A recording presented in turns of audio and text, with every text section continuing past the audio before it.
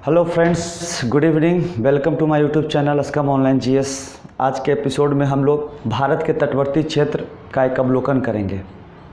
इसके अंतर्गत हम लोग जीके के 4 टॉपिक पे पकड़ बनाएंगे। और फ्रेंड्स, उसके पहले मैं कुछ कहना चाहता हूँ कि बहुत सारे फीडबैक प्राप्त हो रहे हैं हमें, जिसके अनुसार मुझे कहा जा रहा है कि सर थोड़ा पिक्चर का क्वालिटी बढ़ाइए। तो आपको मैं बता दूँ कि ये मेरा लाइफ का पहला ऑनलाइन फैसिलिटी है जो मेरे द्वारा प्रोवाइड किया जा रहा है। तो एक्सपीरियंस की थोड़ी कमी है और हमारे पास थोड़ा सा अभी इंफ्रास्ट्रक्चर का भी अभाव है, बट धीरे धीरे मैं इसको कोशिश करूँगा कि एकदम बेहतर क्वालिटी दे सकूँ आपको।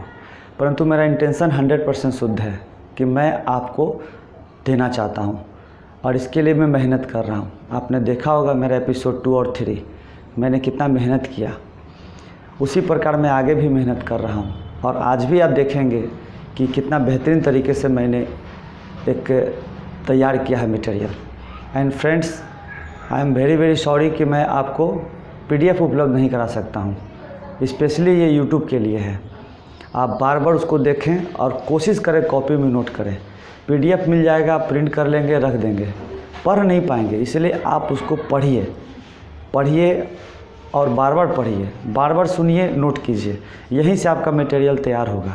तो चलते हैं हम लोग आज के टॉपिक पे, भारत के तटवर्ती क्षेत्र एक अवलोकन। फ्रेंड्स, ये पिक्चर मैंने पहले भी डिस्कस किया था, फिर से हम लोग देख लेते हैं। इस पिक्चर के माध्यम से आप ये जान लें कि भारत के जो दक्षिणी क्षेत्र है वो एक प्रायद्वीप है और यह 2 भागों में बटा हुआ है, पूर्वी एवं पश्चिमी तट। पश्चिमी तट पर 5 राज्य स्थित हैं: गुजरात, महाराष्ट्र, गोवा, कर्नाटक और केरला। पूर्वी तट पर पश्चिम बंगाल, उड़ीसा, आंध्र प्रदेश और तमिलनाडु। इसके अलावा 4 जो हैं हमारे, एक यहाँ पर है केंद्र शासित प्रदेश, एक यहाँ पे केंद्र शासित प्रदेश, एक माहे, पुदुचेरी और ये यानाम। ये तीनों मिलाकर पुदुचेरी के अंतर्गत है। और एक चौथा हमारा जो है ये अंडमान निकोबार है। तो ये तटवर्ती केंद्र शासित प्रदेश हैं 4, और उसके अलावा 9 राज्य हमारे तटवर्ती हैं। तो ये हम पहले भी डिस्कस कर चुके थे, इसको डिस्कस करना चाहता हूँ। ये भारत का 3D मैप है। इसमें यह पता चलता है कि प्रायद्वीपीय क्षेत्र कंप्लीट प्लेन नहीं है। इसमें क्या है, कई पर्वतीय क्षेत्र हैं।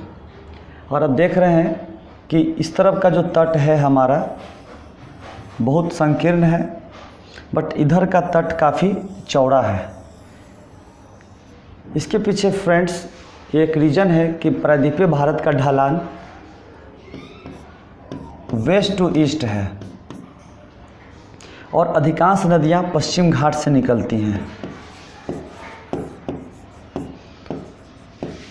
पश्चिम घाट पर्वत से निकलती हैं। तो पश्चिम घाट पर्वत से निकलती हैं नदियां, जो अपने साथ मलबा लेकर आती हैं, वह पूर्वी तट पर डिपॉजिट कर देती हैं। अतः यही कारण है कि नदियों के द्वारा पूर्वी घाट पर्वत को काट छाट दिया गया है और एक विस्तृत तट का निर्माण कर दिया गया है। तो भारत का पूर्वी तट पश्चिमी तट की अपेक्षा क्यों ज़्यादा चौड़ा है, यह आपको स्पष्ट पता चल रहा है।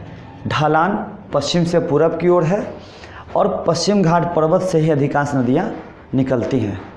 एक और पॉइंट्स यहाँ पे देखने लायक है कि प्रायद्वीपीय भारत का जो उत्तरी क्षेत्र है उसका ढलान साउथ से नॉर्थ की तरफ है। यही कारण है कि चंबल, केन, बेतवा और सोन जैसी नदियाँ प्रायद्वीपीय भारत से निकलकर उत्तर भारत की ओर बहते हुए गंगा नदी घाटी में जाकर मिल जाती हैं। तो ये है आप हमारा कि तट क्यों संकीर्ण है और पश्चिमी तट क्यों संकीर्ण है और पूर्वी तट क्यों चौड़ा है। के तटों का नामकरण, जो बहुत ही वीवीआई टॉपिक है जीके का, अब प्रायः एग्जाम में पूछे ही जाते हैं।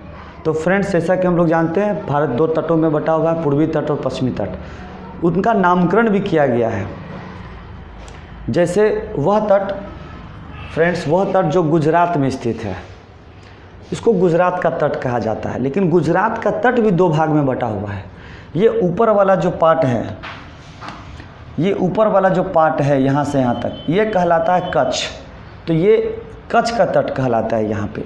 और ये वाला जो पोर्शन है ये काठियावाड़ कहलाता है।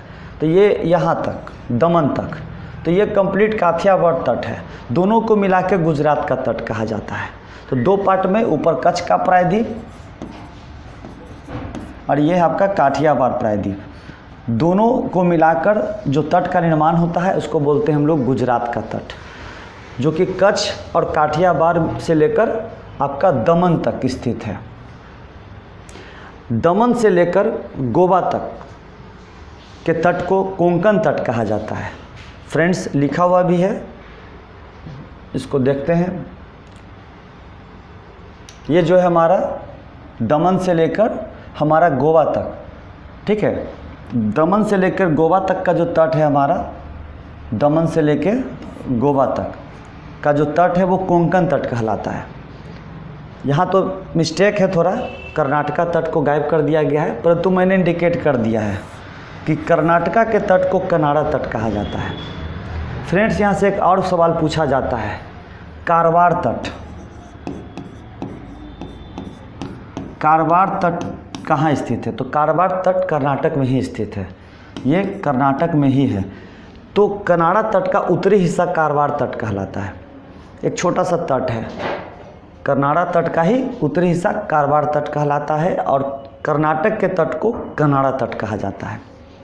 तो इसका जो विस्तार है फ्रेंड्स, ये कंप्लीट कर्नाटक में ही है। गोवा से न्यू मंगलौर तक इसका विस्तार है, गोवा से न्यू मंगलौर तक, और न्यू मंगलौर से लेकर कन्याकुमारी तक का जो विस्तार है वो है आपका मालाबार तट। तो ये फ्रेंड्स मालाबार तट है, और ये देखिए यहाँ इसका लिखा हुआ है कनाडा तट का नीचे न्यू, है ना, गोवा से न्यू मंगलौर। तो गोवा से न्यू मंगलौर जो है आपका वो हो गया हमारा कर्नाटका तट, कनाडा तट, और न्यू मंगलौर से लेकर कन्याकुमारी तक का तट कहलाता है मालाबार तट। इस प्रकार अगर नॉर्थ से साउथ चलेंगे तो गुजरात का तट, कोंकण तट, कनाडा तट और मालाबार तट। इन्हीं तटों पर बहुत सारे मेजर बंदरगाह भी स्थित हैं। इसका चर्चा हम लोग आखिरी टॉपिक में करेंगे, ये हमारा पहला टॉपिक चल रहा है। उसके बाद आते हैं हम लोग पूर्वी तट पर। पूर्वी तट का भी ये किया गया है जो थोड़ा सा मिस्टेक है, परंतु मैंने करेक्ट कर दिया है। पूर्वी तट पर जो है नीचे से चलेंगे साउथ से नॉर्थ की तरफ, तो सबसे पहले आता है हमारा कोरोमंडल तट। सबसे पहले हमारा है कोरोमंडल तट। कोरोमंडल तट का विस्तार जो है दो तरीके से पूछा जाता है। कभी कभी आपको दिया रहेगा कन्याकुमारी से लेकर कृष्णा नदी डेल्टा क्षेत्र तक, तो एक तो ये भी ऑप्शन में रहेगा तो आप मार सकते हैं।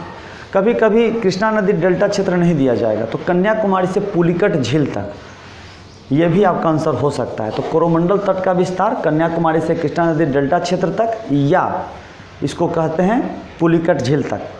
कोरोमंडल तट को पहले मयान घाट भी कहा जाता था, तो ये भी याद रखेंगे। मैं भी मयान घाट ही पूछ दे आपसे, अगर आपका विकेट गिराना हो तो ठीक है, तो याद रखेंगे कोरोमंडल तट को ही मयान घाट कहा जाता था, जिसका विस्तार कन्याकुमारी से लेकर कृष्णा नदी डेल्टा क्षेत्र या पुलिकट झील तक था।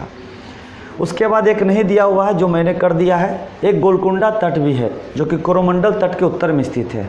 तो गोलकुंडा तट का जो विस्तार है, या तो कहेंगे कृष्णा नदी से गोदावरी नदी डेल्टा क्षेत्र तक, या बोलेंगे पुलिकट झील से कोलेरू झील तक, ये है गोलकुंडा तट। और गोलकुंडा तट के बाद संपूर्ण क्षेत्र कहलाता है आपका उत्तरी सरकार तट, ये उत्तरी सरकार तट कहलाता है।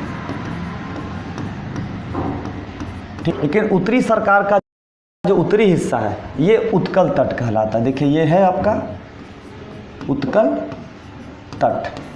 तो देख रहे हैं फ्रेंड्स, ये तट का अगर हम चलेंगे साउथ से नॉर्थ की तरफ, तो पहले कोरोमंडल तट, फिर गोलकुंडा तट, फिर आपका उत्तरी सरकार तट, और उत्तरी सरकार का उत्तरी हिस्सा उत्कल तट जो उड़ीसा और पश्चिम बंगाल में पड़ता है। तो इस प्रकार हम लोग फ्रेंड्स देख लिए कि ये हमारा भारत का तट है, जिससे एक सवाल एग्जामिनेशन में प्रायः पूछे ही जाते हैं। तो इस तरह से आप हम लोग याद कर सकते हैं, ये भारत का प्राकृतिक तट है जिसका नामकरण किया गया है। ये आज का पहला टॉपिक हमारा। नेक्स्ट टॉपिक पे चलते हैं। नेक्स्ट टॉपिक पे चलते हैं फ्रेंड्स की तट रेखा की लंबाई पूछे जाते हैं एग्जामिनेशन में, तो हम बात करेंगे बारी बारी से। तो सबसे पहले हमारा पहला तट है गुजरात। गुजरात से चलते हैं, और गुजरात ही संयोग से राज्यों में सबसे लंबी तट रेखा का निर्माण करता है। अगर राज्य और केंद्र शासित प्रदेश की बात करेंगे तो अंडमान निकोबार का तट रेखा सबसे लंबा है 1962, ठीक है, 1962 किलोमीटर लंबा है अंडमान निकोबार का। अगर ओवरऑल पूछा जाए तो आंसर तो आपका अंडमान निकोबार ही होगा, लेकिन राज्यों में अगर पूछा जाए सबसे लंबा तट रेखा किसका है तो गुजरात का है ओब्वियसली 1214.7 किलोमीटर। उसके बाद राज्यों में दूसरा स्थान आता है आपका आंध्र प्रदेश का, जिसका है 973.7 किलोमीटर। उसके बाद तीसरा स्थान है हमारा तमिलनाडु का, जिसका लेंथ है आपका तट का 906.9 किलोमीटर। चौथा है हमारा महाराष्ट्र का 652.6 किलोमीटर। उसके बाद आपका जो पाँचवा है हमारा वो ये है केरला का 569.7 किलोमीटर।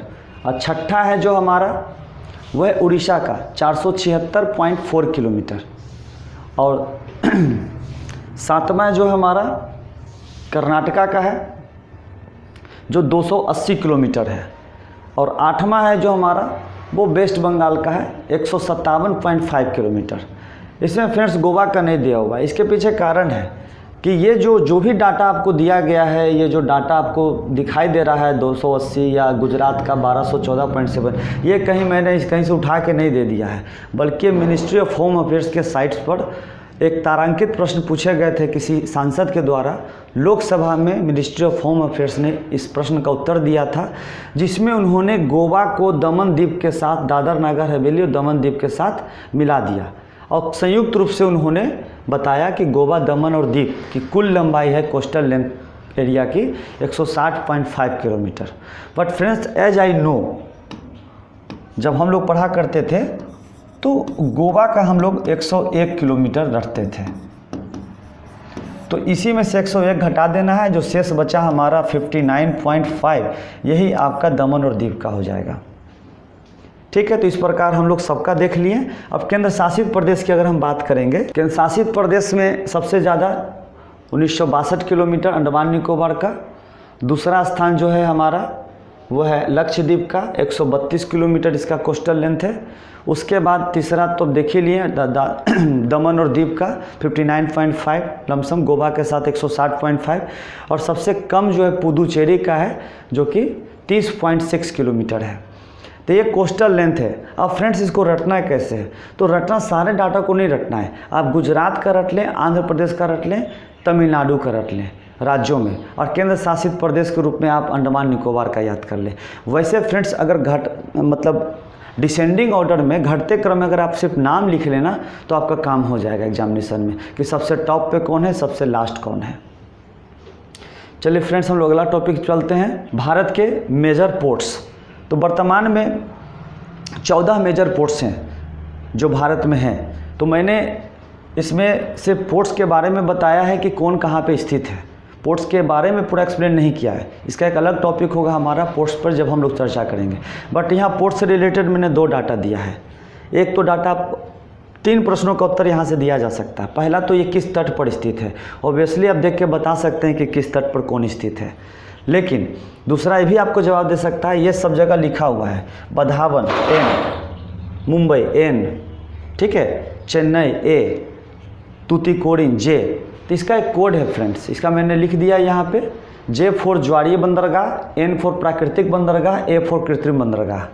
तो मैंने ये भी बता दिया है कि 14 में कौन प्राकृतिक है, कौन कृत्रिम है और कौन कहाँ स्थित है। देखिए फ्रेंड्स, पहला है कांडला जो कि कच्छ के क्षेत्र में स्थित है, मतलब कच्छ के तट पर स्थित है, जो एक प्रकार का ज्वारीय बंदरगाह है। फिर सबसे लेटेस्ट जो 14वां है वो बधावन है। तो महाराष्ट्र में अगर नॉर्थ से साउथ की तरफ चलें तो सबसे पहले आपको बधावन पोर्ट मिलेगा, दूसरा आपका मुंबई पोर्ट और तीसरा JNPT। तो बधावन और मुंबई जो है नेचुरल पोर्ट है, प्राकृतिक बंदरगाह है, जबकि JNPT जिसको नहावा सेवा बंदरगाह भी कहा जाता है, ये एक आर्टिफिशियल बंदरगाह है जो सबसे बड़ा बंदरगाह है आर्टिफिशियल में, कृत्रिम रूप से। फिर उसके बाद गोवा में एक बंदरगाह स्थित है जो मड़मा गोवा कहलाता है, और एक बंदरगाह आपको कर्नाटका क्षेत्र में स्थित है जिसको न्यू मंगलुरु कहा जाता है, मंगलुरु बंदरगाह कहा जाता है। ये भी एक प्रकार का प्राकृतिक बंदरगाह ही है। फिर है कोच्चिन जो केरला में स्थित है, ये भी एक प्रकार का प्राकृतिक बंदरगाह है। दूसरा है हमारा एक तूतीकोरिन। तमिलनाडु में 3 बंदरगाह हैं, एक तूतीकोरिन, चेन्नई और एन्नोर। तूतीकोरिन का एक ज्वारीय बंदरगाह है, चेन्नई एक आर्टिफिशियल बंदरगाह है, परंतु कारोबार की दृष्टि से मुंबई के बाद इसका दूसरा स्थान है। तीसरा हमारा एन्नोर है, ये भी एक प्रकार का आर्टिफिशियल बंदरगाह ही है, लेकिन एक कारपोरेट बंदरगाह के रूप में जाना जाता है। उसके बाद एक आंध्र प्रदेश में एक मेजर पोर्ट है विशाखापट्टनम, ये भी एक प्रकार का प्राकृतिक बंदरगाह है। पारादीप भी एक प्रकार का प्राकृतिक बंदरगाह है। कहीं कहीं फ्रेंड्स हल्दिया और कोलकाता दोनों लिखा होता है, लेकिन दोनों को मिलाकर कोलकाता पोर्ट के नाम से जाना जाता है, जो एक प्रकार का ज्वारीय बंदरगाह है। और एक हमारा जो है 13वां पोर्ट जो है अंडमान निकोबार में स्थित है, पोर्ट ब्लेयर में, जो एक प्रकार का ये नेचुरल ही है। तो इस प्रकार आपने देखा कि कौन कहाँ स्थित है। इससे एक सवाल ये भी पूछे जाते हैं कि कौन किस तट पर स्थित है। फ्रेंड तो ऑब्वियसली आप बता सकते हैं, अगर आपसे पूछा जाए कि कोचिन किस तट पर स्थित है तो डेफिनेटली आप बता देंगे कि मालाबार तट पर स्थित है। अगर आपसे पूछा जाए कि ये बताइए तूतीकोरिन कहाँ स्थित है तो ऑब्वियसली आप बता देंगे कि ये कोरमंडल तट पर स्थित है। उसी प्रकार अगर आपसे पूछा जाए कि बधावन किस तट पर स्थित है तब बिल्कुल आप बताएंगे कि कोंकण तट पर स्थित है। तो ये भी आपका इससे क्लियर होता है। एक लास्ट टॉपिक है आज का जीके का, भारत का जल सीमा। तो फ्रेंड्स भारत का जल सीमा जो है, जल सीमा का मतलब ये होता है कि कहाँ तक समुद्र में कहाँ तक भारत का आधिपत्य है। तो फ्रेंड्स इसको 3 भागों में बांटा गया। पहला हम लोग बोलते हैं प्रादेशिक जल सीमा, जो तट रेखा से 12 नॉटिकल माइल तक है। तट रेखा से ये 12 नॉटिकल माइल तक है, आप देख रहे हैं, तट रेखा से 12 नॉटिकल माइल तक। और दूसरा है हमारा संलग्न क्षेत्र, जिस पर भारत का आंशिक अधिकार होता है। और प्रादेशिक जल क्षेत्र में भारत का पूर्णतः अधिकार होता है। तो आंशिक में का जो क्षेत्र ये भी तट रेखा से ही काउंटिंग है, जो 24 नॉटिकल माइल तक है। और एक होता है अनन्य आर्थिक क्षेत्र। तो अनन्य आर्थिक क्षेत्र को भी तट रेखा से ही काउंट करते हैं, जो कि 200 नॉटिकल माइल तक ये जाता है। 1 नॉटिकल माइल में 1.852 किलोमीटर होते हैं। दूसरा फ्रेंड्स इसके बारे में हम लोग थोड़ा सा देख लें। ये है हमारा प्रादेशिक जल सीमा, तट रेखा से 12 नॉटिकल माइल तक ये विस्तृत है। इस क्षेत्र पर भारत का पूर्ण अधिकार होता है। संलग्न क्षेत्र तट रेखा से 24 नॉटिकल माइल तक है। इस क्षेत्र पर भारत का अंशतः अधिकार होता है। इस क्षेत्र में भारत को राजकोषीय अधिकार, सीमा शुल्क व प्रदूषण नियंत्रण से संबंधित अधिकार होते हैं। तीसरा है और अनन्य आर्थिक क्षेत्र, जो तट रेखा से 200 नॉटिकल माइल तक होता है। इसमें भारत वैज्ञानिक अनुसंधान, खनिज संपदा इत्यादि का दोहन कर सकता है। तो फ्रेंड्स ये आपका आज का कंप्लीट 4 टॉपिक हम लोगों ने डिस्कस कर लिया। उम्मीद है कि आपको पसंद आएगा और आप इसका बार बार अवलोकन करें। और यदि आपको ये पसंद आए तो ज़रूर शेयर करें, सब्सक्राइब करें और पूरा वीडियो को देखना कभी ना छोड़ें। जब तक आप पूर्ण वीडियो ना देखेंगे आपको पता नहीं चलेगा। मैं बार बार कह रहा हूँ कि बिहार एसएससी CGL 3 क्रैक करना है तो आपको बिल्कुल ही जीके के टॉपिक्स पर 100% कमांड करना होगा। तो 4 टॉपिक डिस्कस हो गया जीके का हमारा। और मैं बार बार क्यों कहता हूं कि आप लुसेंट टेस्ट सीरीज में पार्टिसिपेट कीजिए। Lucent is completely based on GK. तो इसलिए मैं जीके का टेस्ट सीरीज ऑर्गेनाइज कर रहा हूं। यदि आप बिल्कुल चाहते हैं कि CGL 3 हमारा निकले तो जीके के पोर्शन को आप छोड़ नहीं सकते। यदि फ्रेंड्स आपको लगे कि हमको ज्वाइन करना चाहिए तो बिक्की सर को आप कॉल करें, बिक्की सर से संपर्क करें और निश्चित ही हमारा लुसेंट GS टेस्ट सीरीज को आप ज्वाइन करें। Thank you very much for watching.